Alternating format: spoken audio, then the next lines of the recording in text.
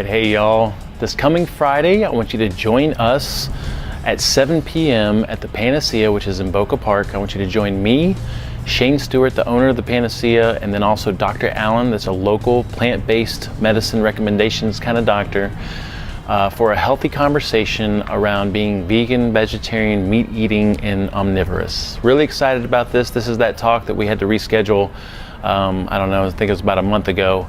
And I know that this is short notice, but we just got this nailed down this past weekend, and we just got imagery a couple of days ago. Now this is a free talk, and it's basically a first come, first serve. So I'd highly recommend getting there 15, 20 minutes early, maybe even 30 minutes early, and get yourself a seat, maybe even order some food, because it's a great restaurant. Now there's been a lot of controversy around this documentary, What the Health?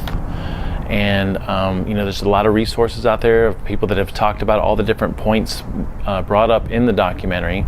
And so we're listing out a bunch of different resources that you can turn to go through. But in general, I think most people would agree, regardless of whether you agree with the actual points being made in the documentary or not, that it's not necessary, if you have a valid science-backed argument that has client experience behind it, it's not necessary to scare people into your point of view.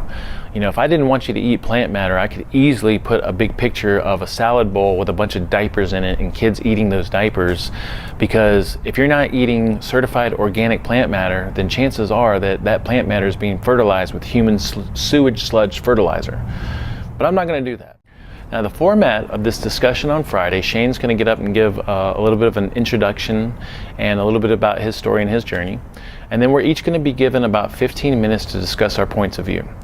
And so personally, what I'm going to talk about initially is the importance of making yourself a priority and trying to figure out what the inputs are that are necessary to make you feel as amazing as possible, because a better you is better for everything and everyone else in this world, including those causes that you want to perpetuate or support or make important or make people aware of. All right, so the first question that we have to ask when trying to figure out what it is that makes us feel amazing is, what is it that we're supposed to eat? And I think a logical answer to that is whatever we're designed to eat. So my presentation is going to revolve around the evolution of the human digestive system and the size of our brain and how those two different things impacted each other. I'm going to talk a little bit about how cooking played a role in the changes in the digestive system in the brain, which this is kind of relatively new information in the anthropological world, and it's fascinating, like I absolutely love it.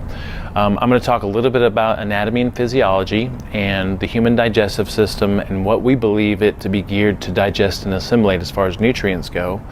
And then we'll talk a little bit about some modern information, some current real food methodologies, and the different results that we've seen in the literature from those different methodologies.